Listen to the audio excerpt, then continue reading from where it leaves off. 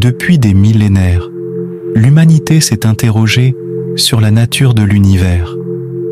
Sa vaste étendue, parsemée de milliards de galaxies et de milliards d'étoiles, a nourri d'innombrables mythes et légendes, chacun tentant d'expliquer notre place dans cet immense cosmos.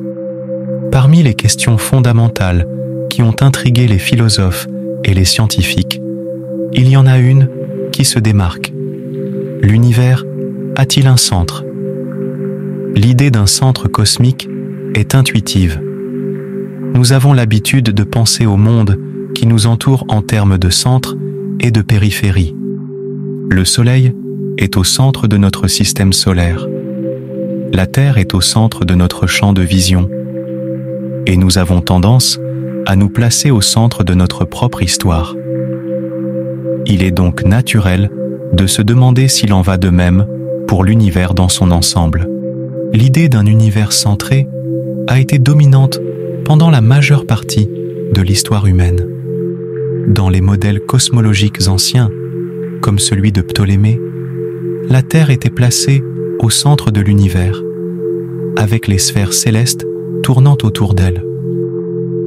Cette vision anthropocentrique a été remise en question au XVIe siècle avec le travail de Nicolas Copernic, qui a proposé un modèle héliocentrique dans lequel le Soleil était au centre du système solaire. Cependant, même après la révolution copernicienne, l'idée d'un univers centré a persisté. On pensait que la Voie lactée était au centre de l'univers, avec toutes les autres galaxies en orbite autour d'elle. Cette vision a été remise en question au XXe siècle avec les travaux d'Edwin Hubble, qui a découvert que l'univers est en expansion et que la Voie lactée n'est qu'une galaxie parmi des milliards d'autres. Alors, l'univers a-t-il un centre? La réponse dépend de la façon dont on définit le centre. Si l'on définit le centre comme le point à partir duquel l'univers est en expansion, alors il n'y a pas de centre. L'expansion de l'univers s'est produite de manière uniforme dans toutes les directions, sans point d'origine particulier. Cependant, il existe d'autres façons de définir le centre. Par exemple, on pourrait définir le centre comme le point de l'univers qui contient la plus grande concentration de matière. Ou encore, on pourrait définir le centre comme le point de l'univers qui est le plus ancien.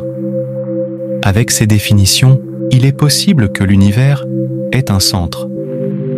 Mais même si l'univers a un centre, il est probable que nous ne pourrons jamais le savoir.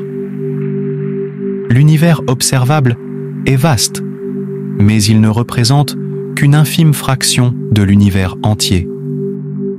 Le centre de l'univers, s'il en existe un, pourrait se trouver bien au-delà de notre portée d'observation. L'idée d'un univers sans centre peut être déroutante, voire troublante. Cela remet en question notre place dans l'univers et notre sens de l'orientation. Mais c'est aussi une idée exaltante. Elle nous rappelle l'immensité et le mystère de l'univers. L'existence d'un centre à l'univers aurait des implications profondes sur notre compréhension du cosmos. Cela pourrait affecter notre compréhension de la physique fondamentale, de l'origine et de l'évolution de l'univers, et même de la nature du temps et de l'espace. Par exemple, si le centre de l'univers était un point de densité infinie, cela pourrait signifier que les lois de la physique telles que nous les connaissons cessent quand de s'appliquer à cet endroit. Cela pourrait également signifier que le centre de l'univers est un point de singularité, où l'espace-temps lui-même est déformé et infini. L'existence d'un centre à l'univers pourrait également avoir des implications pour notre compréhension de l'origine et de l'évolution de l'univers. Par exemple, si le centre de l'univers était le point d'origine du Big Bang, cela pourrait signifier que l'univers est en expansion depuis ce point. Cela pourrait également signifier que l'univers a une structure et une histoire unique qui sont déterminées par son centre. L'existence d'un centre à l'univers pourrait avoir des implications pour notre compréhension de la nature, du temps et de l'espace.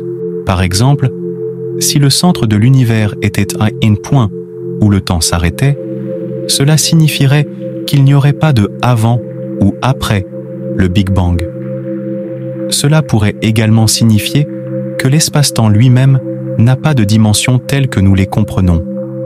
Si tu es arrivé jusqu'ici, je t'invite à t'abonner et d'activer les notifications pour recevoir les meilleures aventures spatiales et découvertes scientifiques. N'hésitez pas à laisser un like si tu as aimé. Bien sûr, ce ne sont que quelques-unes des implications possibles d'un univers centré. La véritable nature d'un tel univers reste un mystère, et il faudra peut-être attendre bien des années, voire des siècles, avant que nous ayons une compréhension complète de ces implications.